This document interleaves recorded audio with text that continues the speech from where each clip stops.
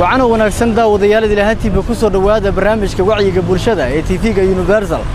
برنامج كو أنا جلسوا عسين يا أنا وعبد الولي حسين توكل وحوي ذي كجي معنا يا مقالة النيروبية حروت الدلك كينيا وحين برنامج كتضبط كان إنه كجهل دونا نلاش قويس كي يولبا دباتوين كلاجد أحلا غيرها بربر كي يولبا وحيابها سامين تكوي شيء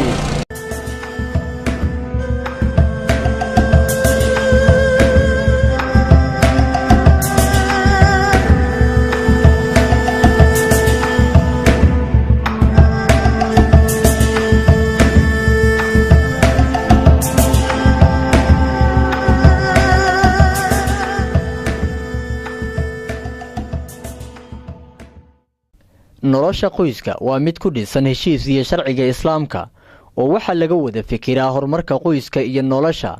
maxaa yeelay aabaha reerku waxa uu qabtaa howlaha banaanka ka guriga oo waxa uu la daalaa nolol maalmeedka reerkiisa halka hooyaduna ay qabato howlaha guriga iyo waliba tarbiyada caruurta reerkaasi ha yeeshee sanadihii dambe xaalku sidaa ma uusan ahayna waayihii dambe waxa ku soo badanayay deegaanada Soomaalidu ay ku nool yihiin in haweenku ay shaqeeyaan halka waayihii hore shaqadaasi lagu garan jiray ragga balse hadda ay soo bateen haweenka ku shaqeeya siyaabo kala duwan oo qaarkood ayaa ku fikira inay ganacsi ay sameystaan halka kuwa kalena ay la daalaa nolol maalmeedka reerka maadaama ragga qaar uu ka gaabiyay shaqadaasi reerka xaafadda Islii ee magaalada Nairobi waxay ka mid tahay goobaha sanadihii ugu dambeeyay ay ku soo badanayeen haweenka ku shaqeeya siyaabo kala duwan inkastoo taasi ay qayb ka tahay dadaalada ay sameeyeen haweenka wixii ka dambeeyay dagaaladii sokeeye qaar ka mid ah haweenka ku ganacsada xaafadda Islii ee magaalada Nairobi ayaa kala sheekaystay howlaha ganacsi ay sameeyaan iyo waliba duruufaha ku kalifay dumarku waxyaalaha ku kala finay shaqaan waxa waaye hooyo kasta far cunug shan cunug lix cunug inta dusha laga saaro duq iska dhaqaaqa raggi Soomaaliyeed qayr mas'uul ay u bateen raggi hadda iyo raggi hore hadii la kala fiiriyaan raggi hore ka fiicnaa raggi hadda waa rag qayr mas'uul ee qaadan kugu qaamay wax la yaqaan cunug haduu dhalasho oo bomba si caana keen la dhayridun buu ka sii bixi kii ilmo loo dhalay iyo kii aan loo dhalin waa isku mid marka dumarka Soomaaliyeed wax caana u gadaayeen oo shaay u gadaayeen maqaaxiya uga shaqeeyaan oo qudaarta u gadaayeen oo daba gadoomayeen oo si takansulka ajnabiga nimanku u dhex ordayaan waa ilmo dartood dib ilmaha ka socod xaqooda waaya hadii hooyo ilmeeda kama tagi karto caloosheeda banaanka taale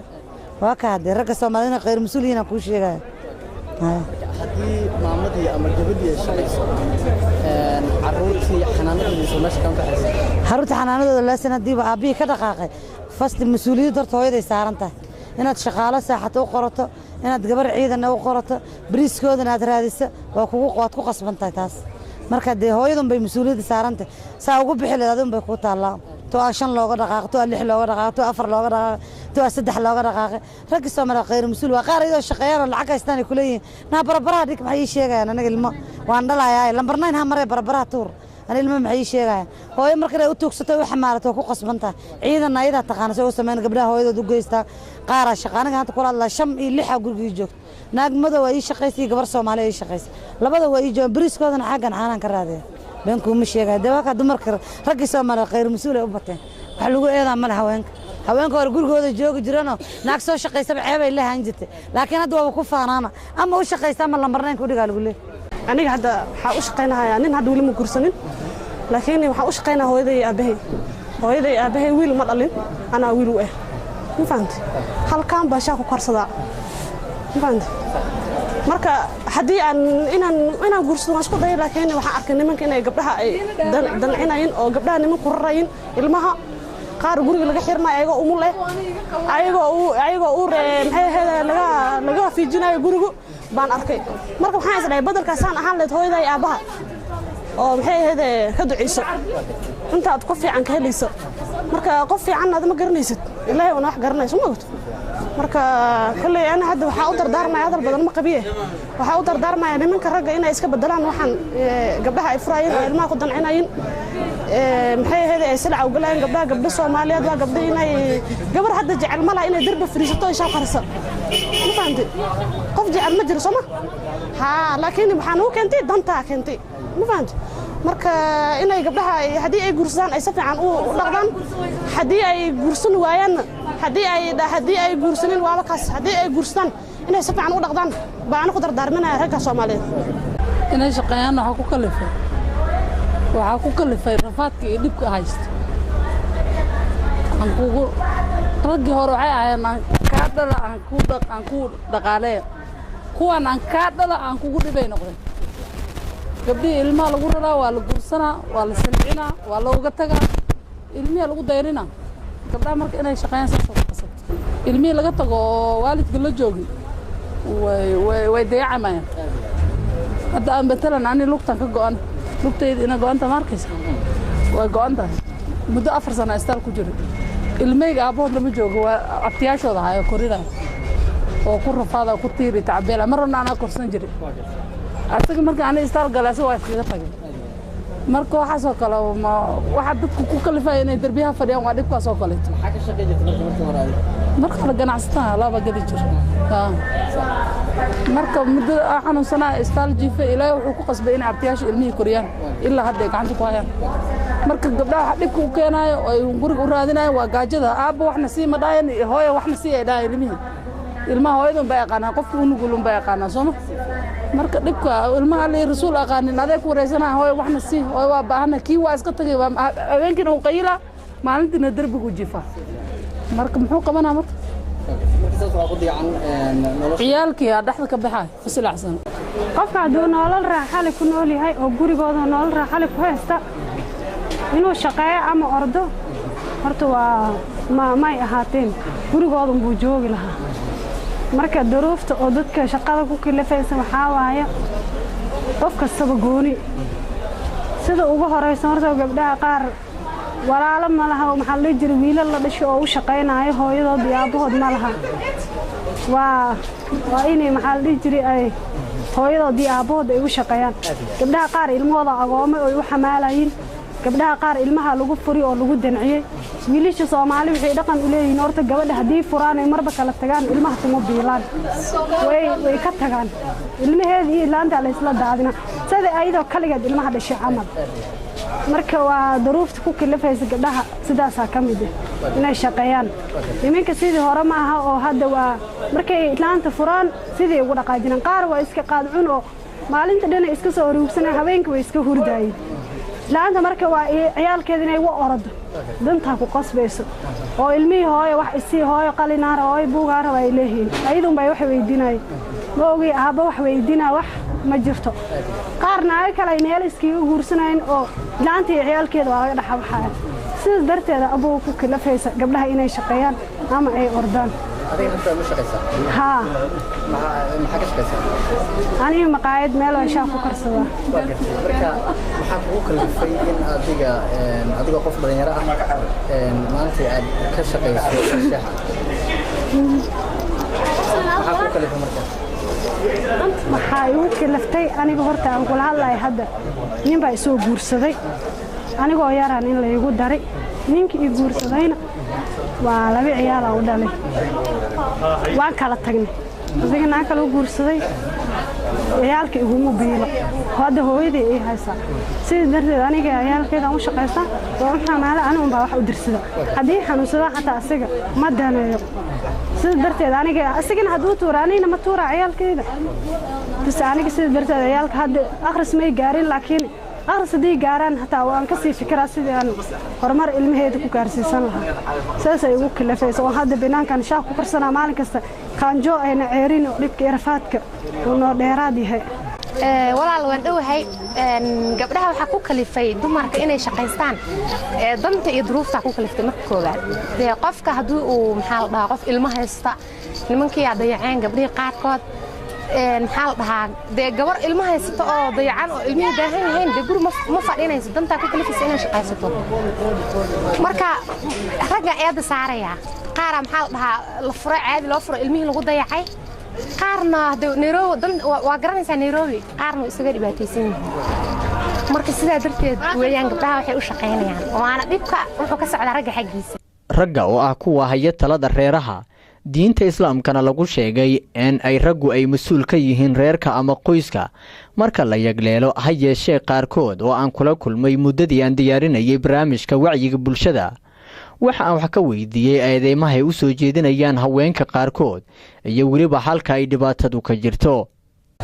waa dhibka hadda socda oo Soomaalida ka socda oo gabdho khaas aan ka socda ay iska lee horta ragaal dhibka dhan sabab waa culmadii aamadii odayaalkii Soomaali gabdho waldeeri wan xaqiiq ahaan ma dhibka dhib oo Soomaalida dhan saamay waa balaanta lan waliba dhibka balaanta la raasiyahay waan dhibka magaalka wada sabab wali rijaali calayhina darajatan ala ilaahay ragnaago ka aqla badanya ka fikir dheeri hoo aqla la saaro maskax la saaro gabarta dhagama fadi gabartii hoo ka baasha la tan briyalku isku furnaga toon dhibsheelata marka war dhibka dhan ragaas kale eedeymaha la soo jeedinayo oo dumarku soo jeedinayaan ragga oo hadda raggu uu ka gaabiyay shaqadii reerka waxa ka jira صح وكين ضدوبي علمدي كجابدي odayaalka gaabideen dhalinyarada gaabideen rag meel kasta roog balaanta walka ciyaari xaquuqtii walka tumade hadda waa diintan macaanka badan lay meelta waa in oo safaylnas la maamulkiya marka ragaha ka dhamaadi xoolo bahata ada dhib injeysite in ka tabaano meel dhan oo koodhumo amskal duurka galan ka yaab marka dhibka raga iska leh naag mar walba xajara jartay hoblan dhimriyo oo wanaag la maamul waa wanaag shay waa meel mujar ana taki la hadal lamnaaga qab geeg intii iska daro lamada saacado dhatay intii iska daro isdigaalan waa weel kor حتى أنتي سعد دتي مصلحة دتي وكذا ون كوب شاء الدمان ويلا كرة مركز دبك رجاس كله. أنا أقول بالله وياه عبد القادر الشافعي نكون نول نيروبي نهارته مركو هو رئيسه برنامج كان إني هواين كشغل باللابان وحي باللاباتي وحي كده ميبربرك عادرين مكرتا دولة دي دحى الصومالي مركز جرتي وحي هاد دولة ننعول بكرة ميسترن معوها رجنا أي شغلودي يوم المعلومات كده صار حصدان دجالة دي ده مركي دعين أو وضن كبر بركض دعي سيدي وضن كوح أوبر بري يقوس كله أنت بدن أوبر بري هلا هذا حبلها أنت بدن سامين تعيق كله وايو سيدي المسؤولين ده مركي قبل اللي مهرين يو ومشيق مهرين وكالة ده أما يعني مسؤولين وحقاضي يو رجع وحو قاعد مسؤولية ده إنه محوها مرشات كذي عنتدي دي وحول بقى كفالة قاضي ما دام هولها وكفالة قاضي أيجن وحلو بحنا إن رجع عاويان كعاويان أرنت جوريجا بريه دم بوحة صوب بدنا يو إن رجع دمركي سوق كصوبتين مسؤولية دي لو رجعن أنت وحا كيني قربها أو لسوء هذي فكرة هذا وحكي كإمادين وفكرة نقل ما كله دون وأنا لهن ودم كله دون لا تجي دمر كمر كساس أي محو هاي هوشي رجع إنه يسكوب بدلانه أي نقطة. وقت كاركود رجع هنا يعني وحليهن إن شقينا وحلقوا كل في رجع ومسؤولية هذا كسر بحوي تا ينا بالكور تا أنا ما قبوا كوس أنا رير علينا هاي نقول دكنا هاي مسؤولية دنا وحوية أنا نلا صاري وحنا نلا صاري مسؤولية ده إن عن محوها يعني هشين كذي در كذي محوها أيضا يعرض بقى مسؤول كه لما ندت دمر كان رجع سومالي نوصله كلا وحن مودا قاركوت إنه أمر ديدا أيضا سوق شقين سجبرني ما سوق إنه كبي لاودي يوجو جورس ده إيه هذا أنا كشالي بوحي يوجو برد سوق حدنا مشي دي هوش كسي ودنا يا iyo caada la qabsaday oo dadkii ay la qabsadeen oo qurbihii ka imaatay dhaqan guurka nagu imaaday kamid ah Soomaaliya hadana awal ragga ka warbixi jir haday beer noqoto haday xoolo noqoto haday magaalo noqoto ragga wax walba ka warbixi jiray dawladda xana waa la qabay naagaha waxay ahayd guriyahooda ku sugnaayeen caruurtay noo haayeen hadda waxaad moodaa caruurtii in qaarkood ragga looga soo tago qaarna ee ragga looga soo tago shaqaale iyo wax la mid ah loo dhiibo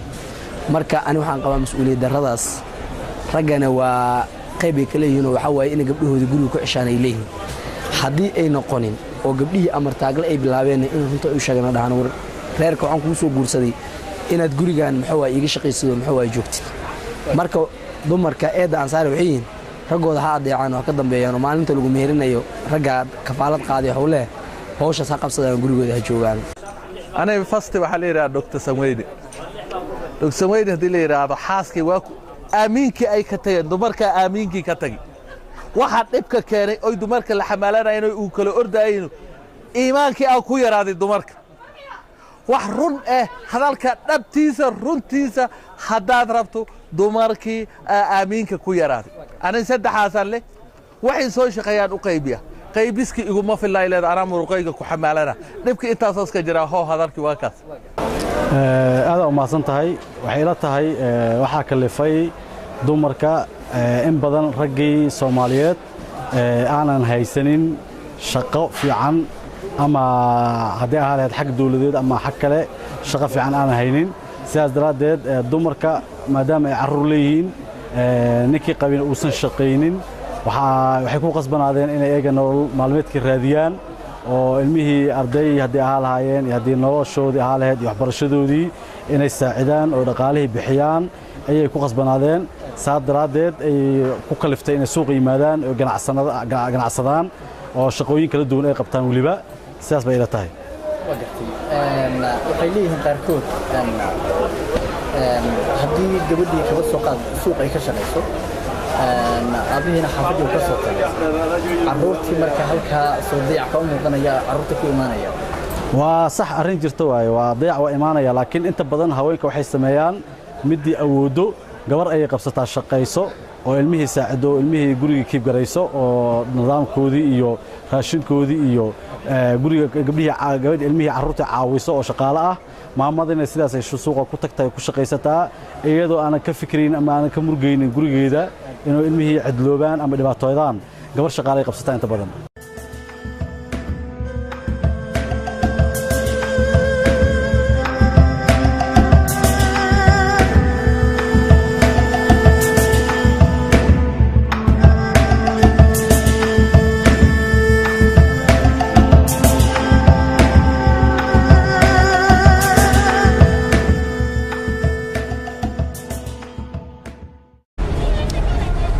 kasoo dhibaatooyinka laga dhaxla burburka reeraha ma jira farqi u dhaxeeya nolosha reerihii hore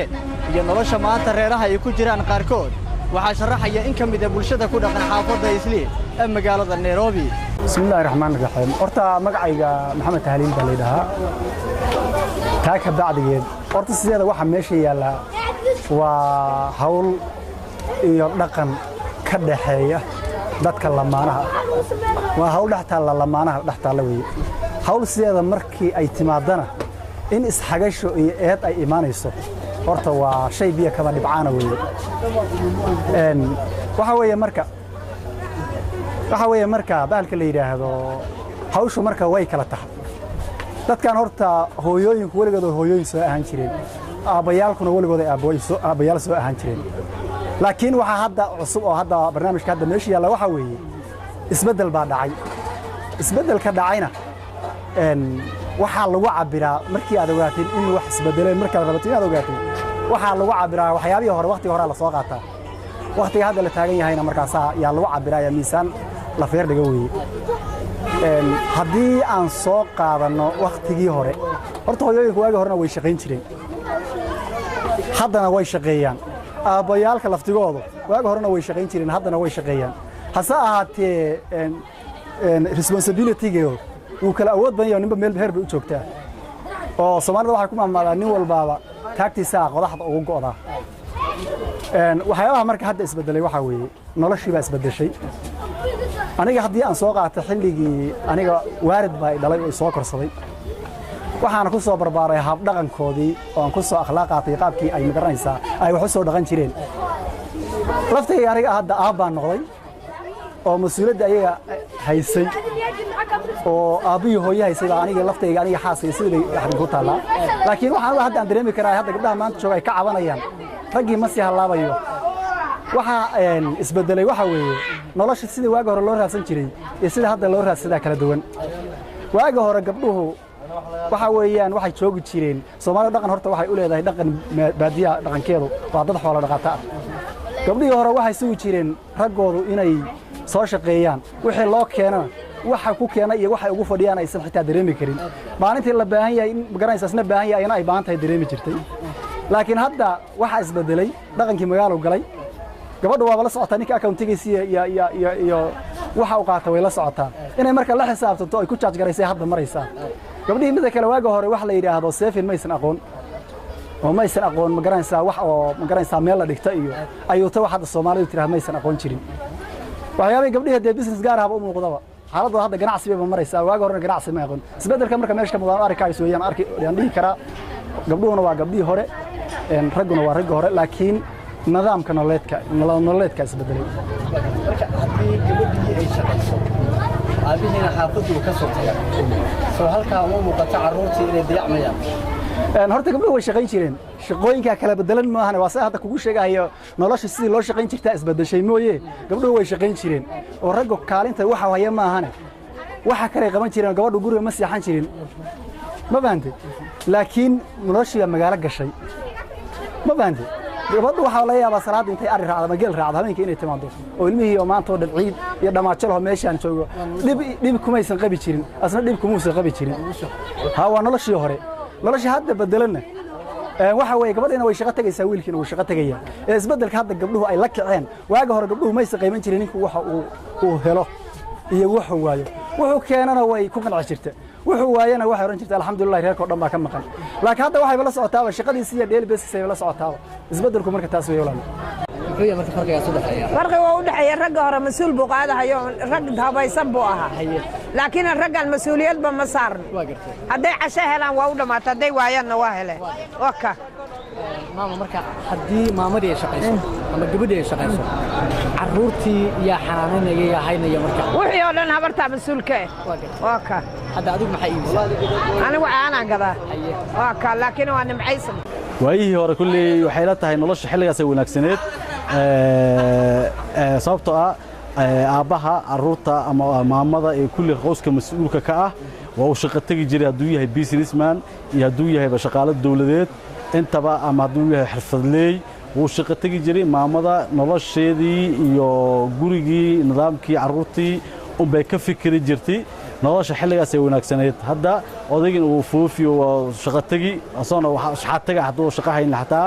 maamadina waa shaqo tagaysa marka waxa in badan laga yaabaa carruurtii in mustaqbalkooda iyo noloshoodii wax iska bedelaan sababtoo ah waalidkii aabihiina magaalada aado habooyina shaqo aado carruurtii waxa laga yaabaa si la rabo inaysan noloshooda wax kaafiya u helin haddii aanad xagga dhaqanka sidaas ay la tahay marka waagii hore nolosha wanaagsaneed ama dhaqanka wanaagsanaa inkastoo burburka qoysaska uu siyaabo kala duwan u saameeyey ragga iyo dumarka balse dhibaatada ugu badan waxa ay soo gaartaa marka ay kala tagaan hooyada iyo aabbaha waa carruurta reerkaasi in ka mid ah haweenka iyo ragga ku nool islii ayaa ka siman in loo turo carruurta ما تاس ورجل شجعي كورناجن شجوا والولد عاد إلهي والرجال ما وناجون نصيب اللين رجل نصيب اللين تاس وشقدي أوكي إلا وأولاد هم لما ذبوا إسفهان سنين أولاد سوول وناجا كويا كرو وناجسن ورجال أبود الله إن له وناجي مدي كوت جورشت ناجت وناجش كده سأل سدي جورجاس كفيل على الفاضي عليك أساس هو بعضهم كعيارته ناج ويان ولطهرن قداسة مع سلامة أغلى شيء أغلى جابون واليورو كو عليك أغلى بدن عليك ريكسن عليه ومسك هذا صار لمباهي والولد sababtoo ah markay maamada ay joogto ee guriga ay joogto oo maxaan ku raada dumarkeena maxaan ku raada ay xanaanayna carruurtii iyo gurigii in badan ilmi xataa tarbiyadooda iyo maxaan ku raada dhinac walba way ka hagaagi karaan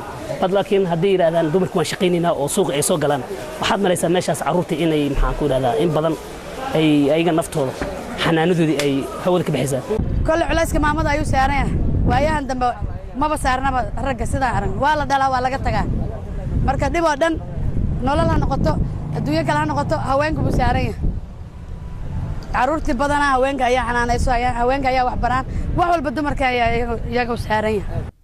marka aad eegto kala aragtiyaha ay qabaan qaar ka mid ah haweenka iyo ragga haddana waxa ay wadaagaan hal aragti oo ay u soo jeedinayaan inta aan ka fikirin aayaha reerka iyo dhibaatada soo wajahi karta carruurtooda. waxaan dhihi lahaa aniga ragga horta dumarka Soomaaliyeed in badan way shaqaystaan oo familkooda way dhisaan laakiin waxa islaa aniga waxa familka bar walba burburina ama aan shaqaysanayno ragga Soomaaliyeed soo ragga Soomaaliyeed hurdada ka kaco dumarkiina oo shaqaysto ilmihiina meel ka soo saaraan islaa talada aan soo jeedin waxay tahay ragga dumarka horta ragga ha adeecaan oo ka dambeeyaan oo ayaga ulul amri ah gurigana ayaga qoyskii oo muxuu ahaa yani aabihii ka guriga waa inay ku sugnaadaan oo gurigooda ay joogaan oo raggiina ay muxuu ahaa yani u soo adeegaan oo soo qidmeeyaan oo wuxuu ayagana ay mas'uuliyadda ay qaadaan magaaladii iyo shaqadii iyo si allaana si wax ku keeni kara ayaga ay keenaan ilaan ayaga qaaday muxuu ahaa mas'uuliyadooda marka mas'uuliyadda hadaad qofka u qaadan waxa fiican mas'uuliyadii inuu ka soo dhalaalo yaa wanaagsan marka waxaan dhihi lahay raggana ay ka shaqeeyaan sidii gabdhahooda guriga ugu asturnaayeen gabadha guriga ku asturna suuqa day timaado ma asturno marka suuq gurigooda ku asturnaadaano raggana hadamaanad qaadaano inay markay guursanayaan inay kafaalad qaadaano ay gurigooda ay gabdhihii ay u joogaano oo ayaga howlihii kale ay qabtaan wallahi ragga Soomaaliyeed talada u soo jeedana waxa kamid ah in carruurtoodu ha yaraadaan ha weynaadaan carruurtooda ay korsadaan aakhira iyo adduunba waa la weydiinayaa carruurtooda ayaa anfacayso waxaan u soo jeedinayaa in ay qayr mas'uulnimada koow iska dhaafaan mas'uuliyadda ilmaha hooyada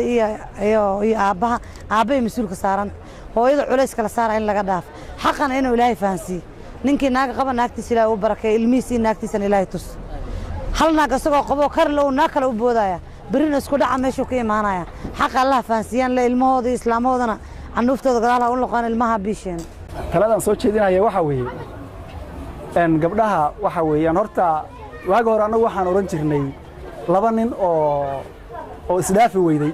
oo ragnimo iyo dadnimo iyo karti iyo aqoon isku dhaafi weyday dumarka kala reeban anagu oran jirnay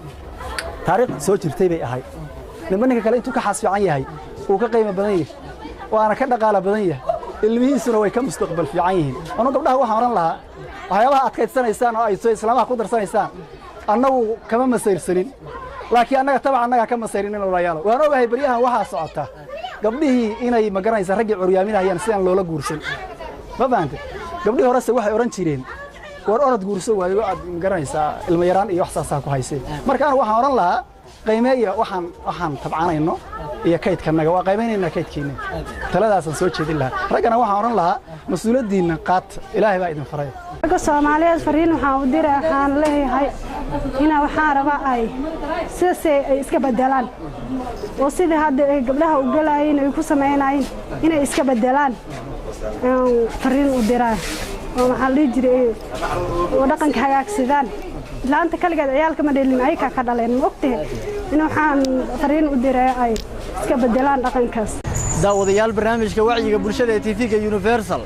inta ayaan ku soo gabagabeynayaa barnaamijka waxa idin kaga imaanaya magaalada Nairobi ee xarunta dalka Kenya